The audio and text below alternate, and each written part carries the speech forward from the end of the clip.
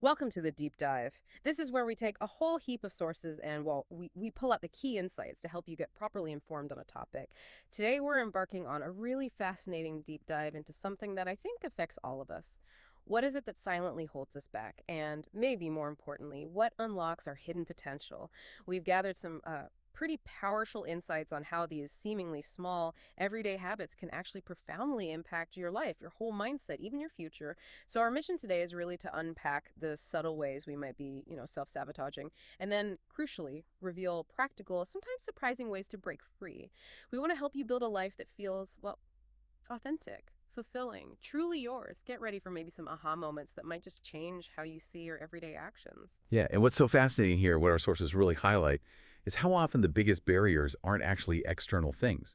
They're internal. Yeah. Those silent habits, those mindsets that we often don't even recognize we have, they operate below the surface. So this deep dive, it's really designed to shine a light on those hidden patterns, helping you understand not just what to change, but maybe more importantly, why it matters.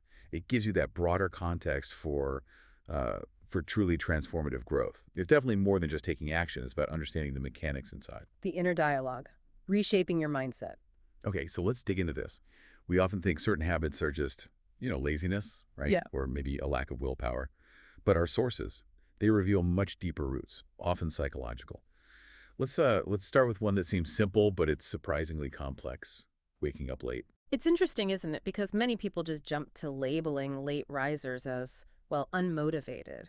But the research suggests it often comes from pretty deep psychological needs. For some people, the quiet of the night, it becomes this kind of unconscious sanctuary, a break from the high pressures of the day, a space where they don't feel controlled or expected to perform.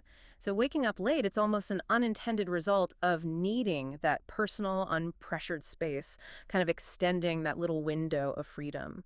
And it goes even deeper than that, apparently. Our sources point to underlying stuff like chronic stress, anxiety, depression, or even this sort of unconscious fear of the day ahead. It's like a quiet self-defense mechanism, isn't it? The brain trying to just extend the time before facing responsibilities or maybe potential disappointments.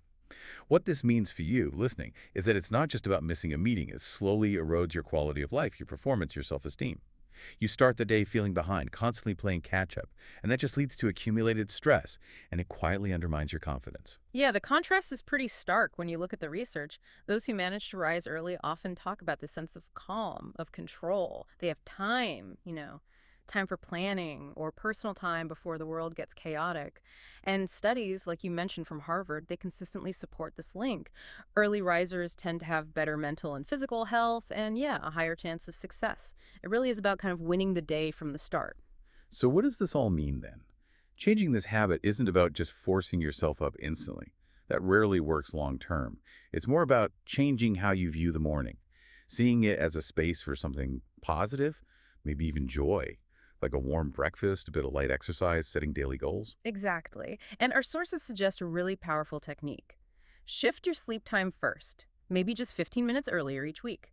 Then gradually adjust your wake up time and bring in things you actually enjoy in the morning, like listening to your favorite song or reading for just 5 minutes. Make it appealing. That reframing is key. I remember reading about this IT worker, a total night owl, gaming till 3 a.m. Instead of quitting cold turkey, they did it gradually. Shifted dinner time, cut evening caffeine, dimmed the lights after 9 p.m., and importantly, rewarded themselves with a favorite breakfast for waking up earlier, like a special smoothie or something. It took, I think, almost 2 months, these small, consistent changes. But eventually, they could wake at 6 a.m. without an alarm, feeling way more productive. It's about building that gentle bridge. Okay, so that's internal habits. But what about powerful external forces, like criticism from others? That can stop us cold, right? Just a few words, but they can feel powerful enough to just halt our lives. Oh, absolutely. It's fascinating how deeply wired we are for acceptance. From a young age, right? Praise makes us feel good. Criticism corrects us. So as adults, we often internalize those external voices. We treat them like ultimate truths without really questioning them. But, and this is crucial if we connect this to the bigger picture, not all criticism is actually created equal, not by a long shot. Right. Our sources really stress this critical distinction. There's good criticism, the constructive kind, and then there's just noise. Good criticism usually comes from goodwill. It aims for your growth, offers useful suggestions, the words to ignore, They often come wrapped in sarcasm, lack real information, or they're just designed to make you feel small, inferior. You have to be brave enough to ask yourself, does this person genuinely care about me? Do they really understand my situation? Are they speaking from experience or just their own fears? Yeah, asking those questions is vital. And, when criticism really shaves your confidence, our sources suggest allowing yourself to feel bad, but setting a time limit. Maybe one day to feel sad, another to be confused. But the next morning, you have to rise again. Allowing yourself to feel those emotions isn't weakness, it's actually the start of recovery, of building resilience. And think about how many successful people face severe criticism. Walt Disney, fired for lacking imagination. Oprah Winfrey was told she wasn't fit for TV news. J.K. Rowling's Harry Potter, rejected over 10 times. They didn't succeed because life was easy or they faced no negativity. They succeeded because they refused to let those words stop their hearts, stop their work. Which brings us right back to the internal, doesn't it? The truly important voice isn't external, it's your internal voice. So this raises that fundamental question: what do you actually believe about yourself? And that's where our own self-talk comes in, because we hear that voice constantly. Exactly. When we repeat negative things like "I'm stupid" or "nobody wants to hear from me," our brain starts to accept them as truth. It becomes this deeply ingrained thought pattern. It can even activate fear and stress systems in the brain, similar to being criticized by others, but it's you doing it to yourself. This low-level chronic stress impacts long-term decision-making, makes you less likely to pursue challenges or chase those dreams. Pause. The more you say it, the more your confidence just erodes. So how do you know if you're sort of just kidding negative self-talk is actually harmful? Our sources say, if it makes you feel drained, like carrying a burden, or if it consistently stops you from even starting something, that's when you need to stop immediately. Don't underestimate the power of these seemingly innocent words. That phrase, "oh, it's just me," can become a self-imposed ceiling on your whole life. And the way to change it isn't just about, chanting positive mantras, although that can help some people. It's about actively replacing the negative narrative. So instead of "I'm not good at this," try reframing it as "I'm learning" or "I'm getting better at this." Instead of "I can't do it," maybe "I haven't found the right way yet, but I will." Yeah. This isn't just playing with words. It's genuinely reprogramming your brain to respond more positively. It invites courage, confidence, perseverance. Like that story of Mina. She used to call herself not smart, bad at speaking. Avoided speaking up in college entirely. After one really bad public speaking experience, she told herself, see, proof. I really am bad. But then a friend sent a supportive message, and it made her reconsider. She started small, reframing, I'm learning to communicate. Recorded herself, practiced in the mirror, read books. A year later, she spoke at a faculty conference. And she started by saying, if you had told me a year ago I'd dare stand here. Her change wasn't just about delivery. It started with changing how she spoke to herself. That's such a great example, and it prompts that key question. Hmm. Are you just reacting to past hurts, or are you ready to choose a new voice for yourself, consciously? Our brains have this negativity bias, right? We remember failures more clearly than successes. It's an old survival thing. That's why it's easier to believe self-criticism. It feels more real. So you have to question those thoughts. Is there actual evidence? Is it always true? Would you believe it if your best friend said it about themselves? Probably not. Those questions help you separate fact from fear. That's really powerful. You're not negative because you're weak. Maybe you just learned it from a world that hurt you sometimes. But now, you absolutely have the power to choose a different way. Okay, another subtle trap. The obsession with perfection. Getting so caught up in making something perfect that we don't dare release it. We tell ourselves it's not quite good enough yet, but then nothing ever gets released. Right. And the common answer for why we do this is usually fear, isn't it? Fear of judgment, criticism, not looking skilled enough. And while that's natural, if it becomes an obsession, it just shackles our potential. The fear doesn't actually improve the work, it just stops it from ever seeing the light of day, which is kind of ironic. Perfectionism sounds so virtuous, but it can steal every single opportunity. It stops us starting, stops us finishing, stops us releasing. It turns creativity into this endless, joyless error correction loop. Action becomes overthinking. Courage becomes silence. So this raises that really important question. Where is the line between improving something and just obsessing? I think the key distinction our sources point to is, have you taken action? Have you put it out there? If you're revising for the 10th time based on actual user feedback, real data, okay, that's development, that's iterative improvement. But if you're still alone, editing endlessly before anyone else has even seen it, that's probably obsession. Think about successful creators. They often thrive by releasing early, getting real data, and improving based on how people actually use it, not just their own isolated ideas. Yeah, like Mark Zuckerberg launching Facebook with bugs galore because he wanted people using it now so he could develop it faster. Or Line, that Japanese chat app. They launched it just 40 days after an earthquake to help families connect. It wasn't perfect, but it was needed. They improved it later. Daring to release imperfect work isn't really about confidence, is it? It's about understanding how growth actually happens. Nothing is perfect the first time. Absolutely. And that connects to the story of Pete, the aspiring illustrator. Right. He kept his drawings hidden, thinking they weren't professional enough. Yeah.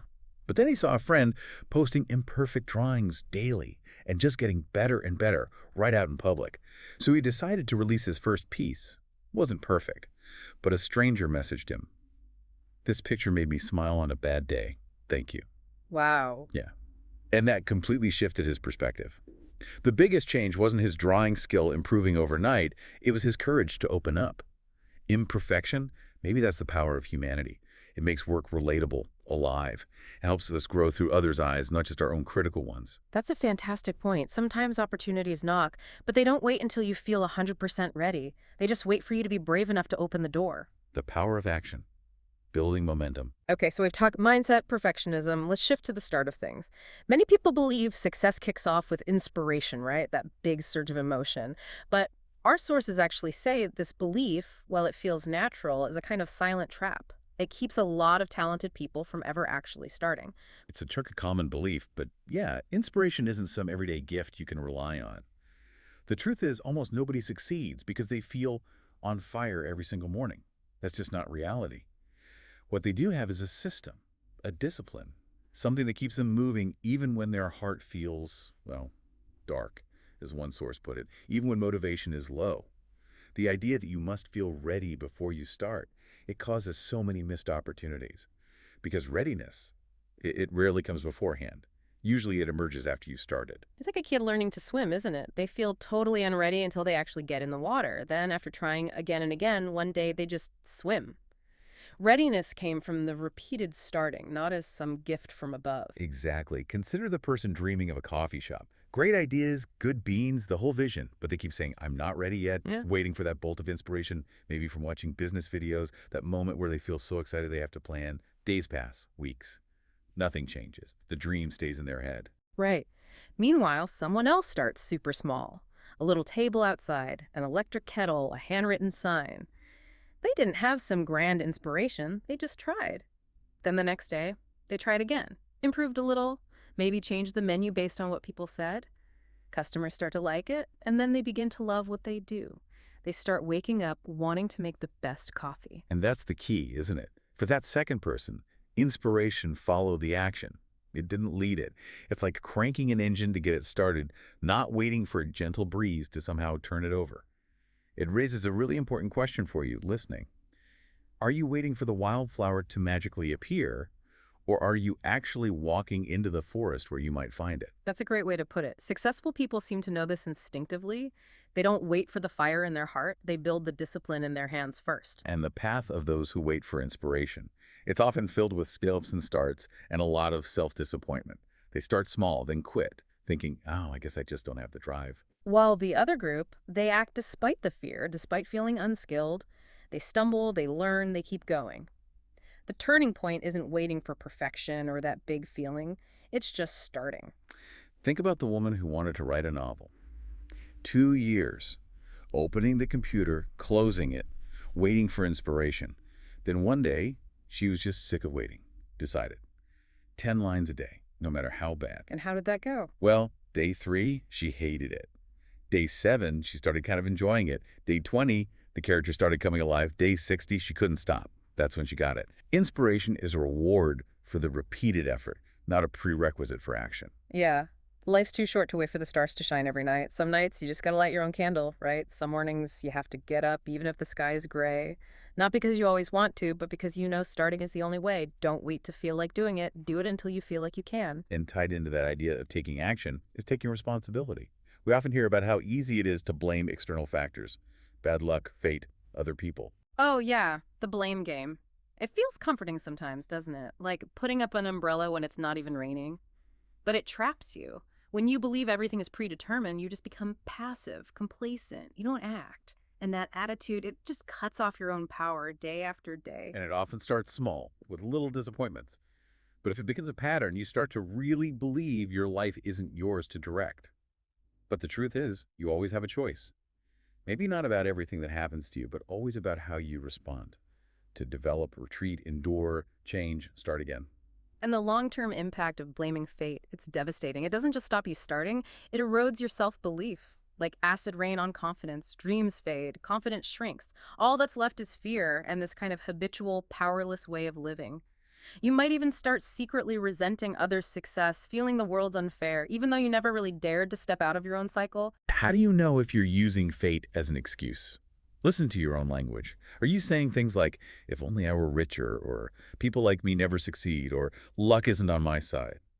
If that's your default script, you're probably resigning yourself, not choosing. So, how do you shift from being a victim of circumstance to the owner of your life? It starts, maybe counterintuitively, by accepting that your current situation is largely a result of your past choices. Not to blame yourself, but to reclaim agency. Then, consciously change that language because of them becomes I will. Like, I will try again. Exactly, or I will not let this define me. I will start developing myself. It's not just words.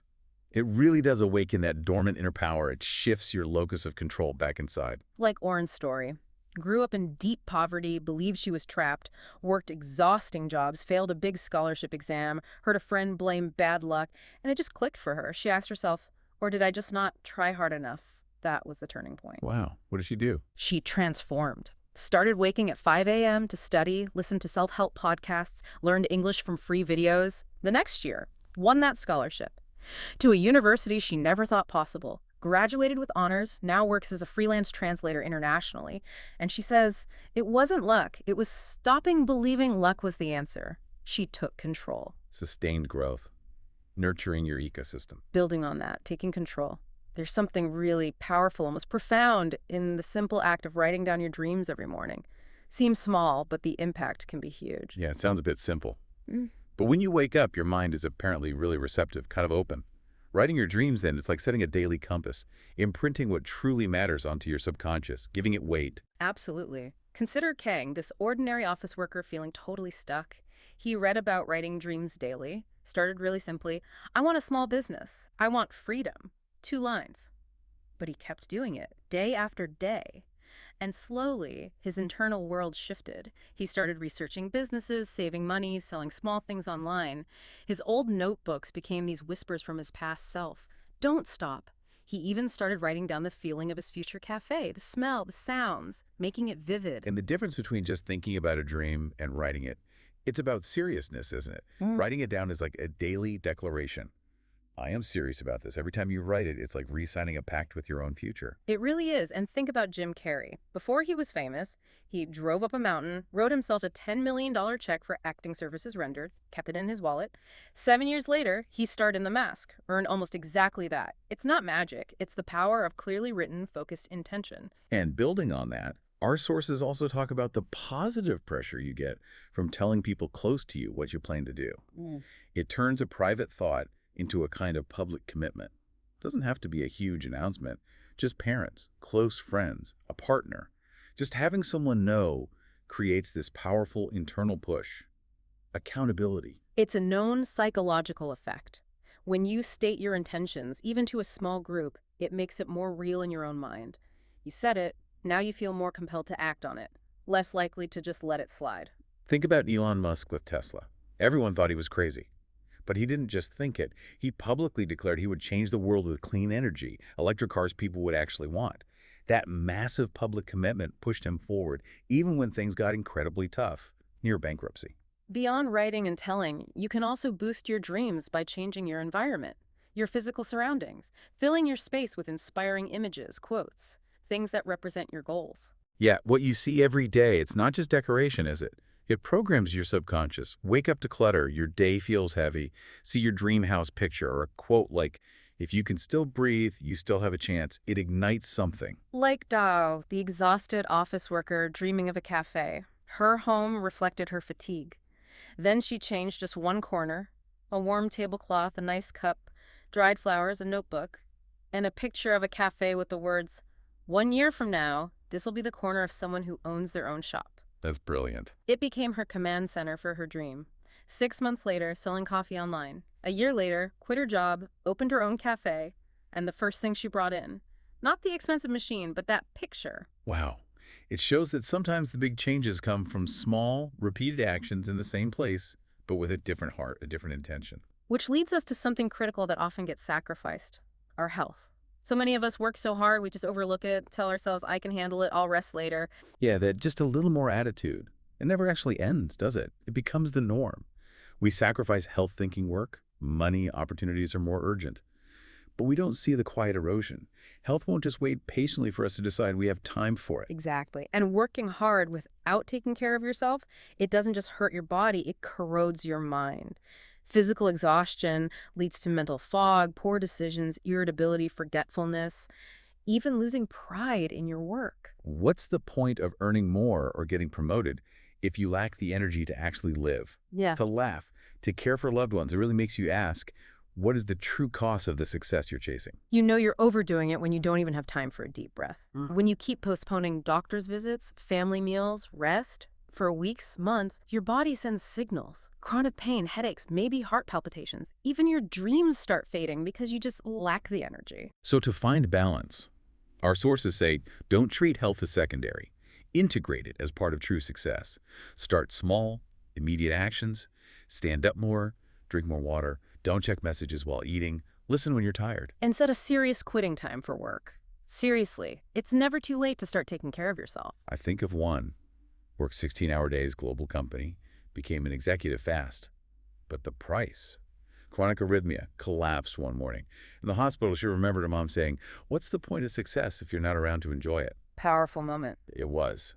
That day, she chose to live better, not just work harder. Started walking, gardening, reading, gradually adjusted work to fit her life, not the other way around. A few years later, more balanced, still doing good work, earning well, but smiling more, laughing without exhaustion, spending real time with loved ones without guilt. Her story really highlights it. Life doesn't demand you be the best in the shortest time. It demands you last long enough to live fully. The most valuable assets aren't fame or salary. It's a body ready to rise, a calm mind, and the relationships you have the energy to cherish. And that brings us to the final habit, maybe the one with the heaviest weight, neglecting loved ones when you still have time. Oh, this one hits hard. We so often take them for granted, don't we? Believing they'll always be there no matter how busy or absent we are. It's a comforting belief, but it's, well, it's a lie. Time waits for no one.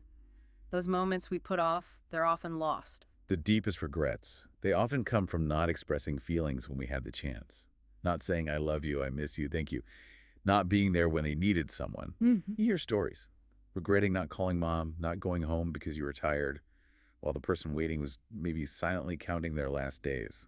How do you know if you're overlooking someone? Notice who you used to talk to, but now rarely call or check in on. Those are often the first signs. And what's interesting is loved ones usually don't need grand gestures. Exactly. A simple text, a meal together without phones, listening to that story you've heard 100 times with fresh ears, that's often enough. They just want to know they still have a place in your heart, a space in your life, that they're important enough for you to look up from your screen, even for just a moment.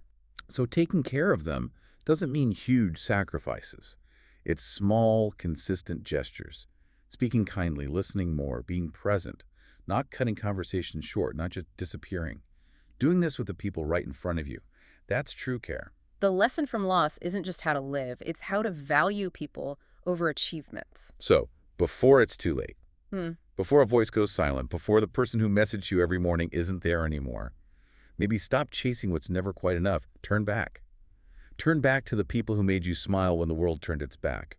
Because if you wait too long, all that might be left are memories and apologies that nobody can hear. Hmm. Oh, true. So if we tie all this together, connect it to the bigger picture, it becomes really clear, doesn't it? Every small, consistent action you take, every negative thought you manage to reframe, it's like a silent building block.